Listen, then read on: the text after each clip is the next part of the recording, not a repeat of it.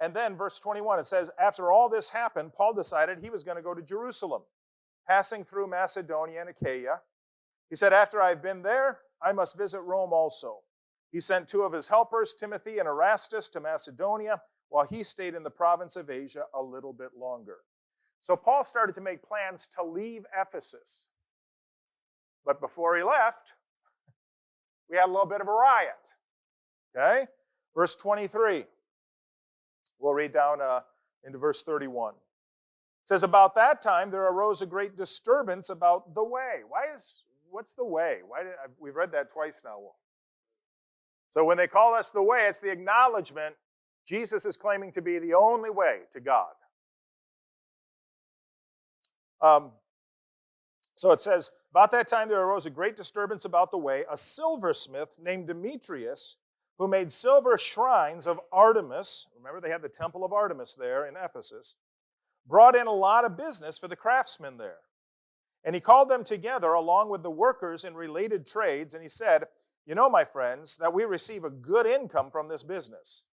And you see and hear how this fellow Paul has convinced and led astray large numbers of people here in Ephesus and in practically the whole province of Asia. He says that gods made by human hands are no gods at all. So we know something that he was teaching, right? There is danger not only that our trade will lose its good name, but also that the temple of the great goddess Artemis will be discredited. And the goddess herself, who is worshipped throughout the province of Asia and the world, will be robbed of her divine majesty. When they heard this, they were furious and began shouting, great is Artemis of the Ephesians! Soon the whole city was in an uproar. The people seized Gaius and Aristarchus, Paul's traveling companions from Macedonia, and all of them rushed into the theater together. Paul wanted to appear before the crowd, but the disciples would not let him. Even some of the officials of the province, friends of Paul, sent him a message begging him not to venture into the theater. So the temple of Artemis was key to the tourist trade. And there were many people who depended on the worship of Artemis and the temple of Artemis for their livelihood. And when people started turning from the idols and away from their magic and away from the mythology to Jesus, these people got very worried about what it would mean for their lifestyles. Verse 32. The assembly was in confusion. Some were shouting one thing, some another. Most of the people didn't even know why they were there. The Jews in the crowd pushed Alexander to the front, and they shouted instructions to him.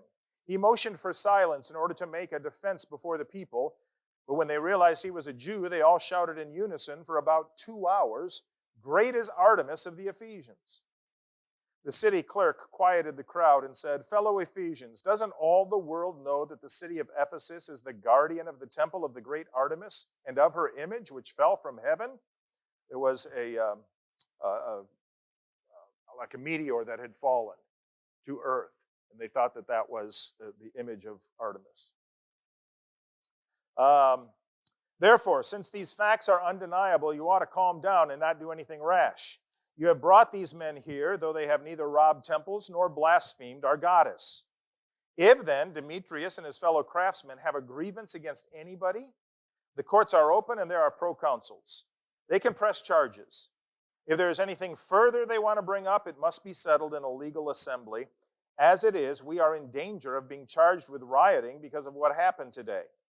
In that case, we would not be able to account for this commotion, since there is no reason for it. And after he had said this, he dismissed the assembly.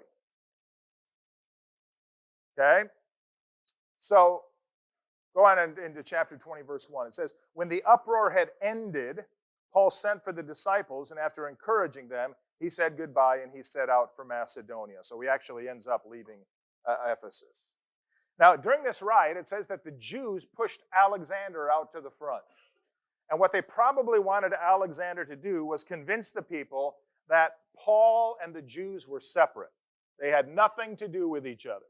We don't care if you go after Paul and rip him apart, but we just want you to know that this has nothing to do with the Jews who live among you. Okay? And the people didn't really want anything to do with that. It says the Greeks started yelling for 2 hours, "Great is Artemis of the Ephesians." So the city of Ephesus now is very divided, right? You have the church, or the believers, or the Christ followers. You have the Jews who hated them and persecuted them. And then you have the Greeks, or the regular citizens of Ephesus, who hated the Jews and the Christians and just wanted to get back to life as it had been, because it had been pretty comfortable for them. So that's the start of the church in Ephesus, and kind of the first 3 years of the church of Ephesus.